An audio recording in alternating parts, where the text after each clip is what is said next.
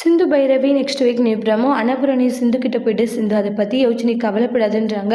இல்லை அதை ஸ்னேகா பண்ணதுனால தாங்கிக்க முடியல. இங்கே பாரு, ஸ்னேகாவும் நம்ம கண்டித்து அனுப்பிட்டோம் சரியா, இனிமேல் ஸ்னேகா அந்த பக்கமே வரமாட்டா. அதனால பெருசாக நீ அதை பற்றி யோசிச்சு உன் மனசை போட்டு குழப்பிக்காதமான்றாங்க.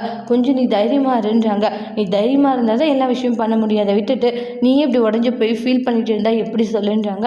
எதையும் நினச்சி கவலைப்படாதுன்றாங்க. என்னால் தாங்கிக்க முடியல, எனக்கு ரொம்ப கஷ்டமாக இருக்குன்றாங்க. எனக்கு டாக்டர் வேணும், கண்டிப்பாக சிவாவுனுடைய நல்ல மனசை புரிஞ்சுப்பான். சிவா மேலே நீ உயிரே வச்சிருக்க, கண்டிப்பாக நீங்கள் 2 பேரும் ஒன்று சேர நாளும் வரதா போகுது. அதனால் உங்களுக்குள்ளே நடந்த அந்த விஷயங்களை நினச்சி கவலைப்படுறதை விட்டுட்டு இனி சந்தோஷமாக இருக்க பாரு. நீ சிவாவை உரிமையாக எல்லாமே கேட்கலாம், ஏன்னா நீ சிவாவுடைய மனைவி சரியான்றாங்க.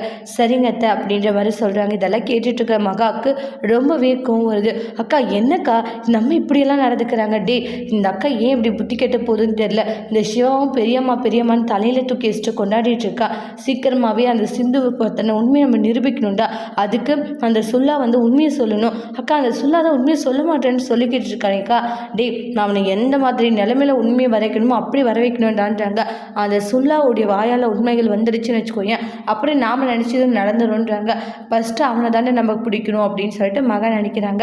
அவங்க அம்மா கிட்ட ஒரு டைம் பணம் கொடுத்து சொல்லிட்டு வந்தேன், ஆனால் அப்பயும் அவன் உண்மையை சொல்ல மாட்டேங்கிறான்னா அந்த அளவுக்கு சிந்து அந்த சின்ன பையனுடைய மனசை மாற்றி வச்சிருக்கா. ஆனால் இந்த விஷயத்தை நம்ம இப்படியே விடக்கூடாது அப்படின்ட்டு மகா பார்த்தீங்கன்னா முக்கியமாக அந்த விஷயத்தில் களத்தில் இறங்குறாங்க.